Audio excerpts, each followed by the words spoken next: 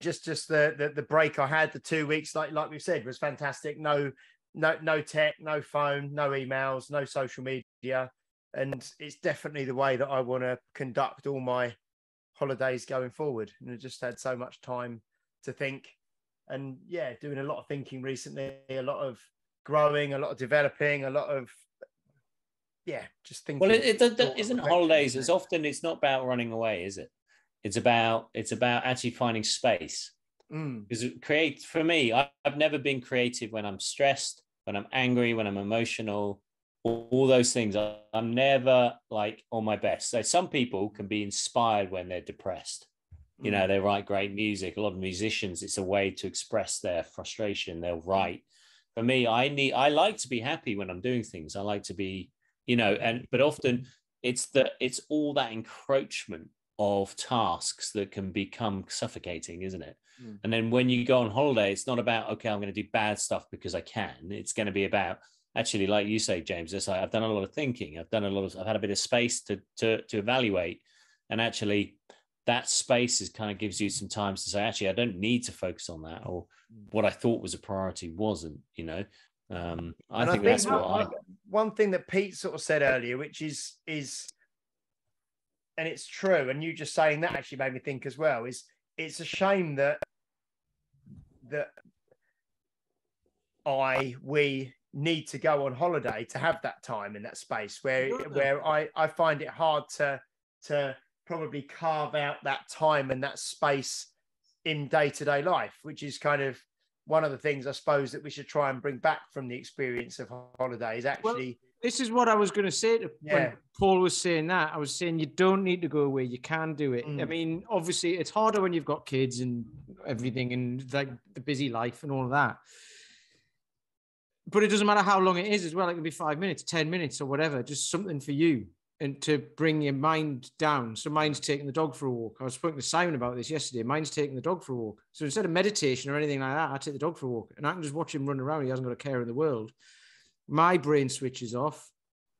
Well, my brain doesn't switch off, but my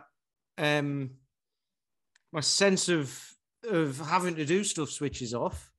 And then that's when your creative brain comes out, doesn't it? And it's allowed to open up and think and do things and all of that. So, and we've spoke about this on a previous podcast, having little holidays throughout, like in the day. I think Dr. Chatterjee spoke about it. Well, I think hobbies can be like that, can't I? I mean, that's why part of it's like the training. It's like, well, who was it? Was it on our podcast? Was I listening to it on someone else's podcast? It all blends into one anyway. But it was about men going to tea rooms. No, like coffee mornings to try and deal with lonely men and lonely individuals. So no men turned up to coffee mornings.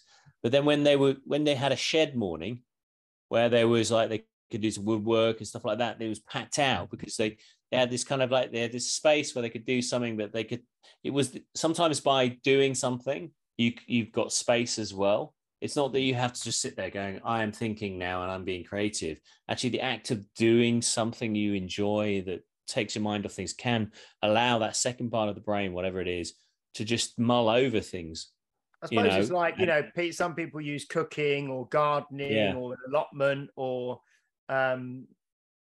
decorating, all these kind of things, isn't it? Tidying up. It can be quite, cathartic, can't it? It's giving you just that time and space. Exactly. So when people think they haven't got, you need to go away, which is always going to be better anyway. Well, I'm saying that, I don't know that for sure, but like in my head, it's better, like the distance creates less need to actually have to think about things and do stuff. But you can do, like I say, you can do that throughout the day. And you guys have I've said the way I do it, and you guys have just explained many, many different ways that people can do it. And I think that can be a problem when you get to a certain point in life, doesn't it? When you're in your mid-30s, 40s, towards your 50s, people start to wonder, like, what did I used to do for fun? What did I used to do for that sort of thing? Because you could do it a lot when you were younger, before you got married and had kids and all these responsibilities and work and all of that. But hobbies are, I know I didn't have any up until a few years ago. I was just run ragged. Like we spoke about with Lauren last week when when she was saying that the friends that the work friends and things, and they always used to go out to the pub sort of, 3-4 nights a week or whatever. And now that she doesn't do that, some of them think she's boring because she's now training and she's got another focus. And,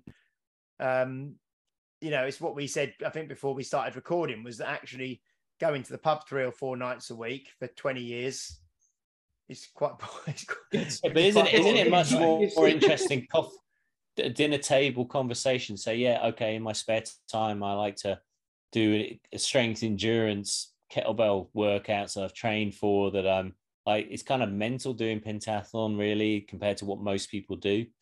It's a much more kind of cool thing to talk about, than oh, what did you do in the pub last night? It's I suppose people are just, sometimes people are quite removed from other people's passions that they can't quite understand why those would be interesting, Yeah, I mean, I think so. So yeah, big thing that I've just sort of taken from this is we're not taking from it because it's stuff that we all know and we've talked about before, but it's trying to create space in your day-to-day life that allows you to be creative and mindful and thoughtful, and carving that out and finding a way to do that. And for Pete, it's going out for a walk, with the dog, which is great. But because it's so easy. I mean, I haven't listened to last week's podcast, 2 weeks ago podcast, the one you did about is it something to do with overwhelm in a digital? No, it's overthinking. Yeah. So but you can have so much stuff that you're certainly running a business and things like that's put, and having a family and everything else that's just pulling on you all the time, that you need that space, but you need a way to create it where it's not just 1 week a year or 2 weeks a year. It's something that can become a part of your daily routine. Yeah. Because Paul said something about when you went away, you were ready. You were at the top and you were ready to go away, but you didn't realize it. So you would have just kept going. Oh, yeah. And that if you can take that to the point of burnout, right? Whereas if you can find something every single day just to take you that little bit away from that, actually, it creates that space for you to be able to recognize that anyway. And then you don't, and then then the 2 week holiday becomes something that you don't have to, or the week holiday or whatever it is, I know when I was working, when I was sitting behind a desk for 10 hours a day in the same desk for 12 years, holiday, the first week was a nightmare. I'd just be knackered. And then the second week, I spoke about this a couple of weeks ago, didn't we? The second week, for a few days, I'd feel relaxed. And then I'd start thinking about going back to work again. So it was actually only 3 days off, really. Whereas this time, I totally understand. No, I totally understand. Yeah. This time I did a session in the morning, 7 till 8 with the guys. I came home. I think I did my presses. I had presses and pistols to do. I did my presses. We had breakfast, got stuff together, and then got in the car and drove off. And I was like, right, we're on holiday.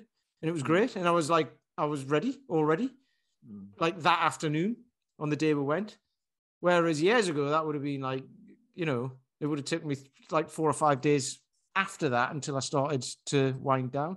And also what you said, Paul, having kids who are like 3 and 6, you can't walk very far. Sid's 3 and he walks miles. I know. Yeah, I've really done a bad job preparing. He's got 4 legs. Well, that's true. Yeah.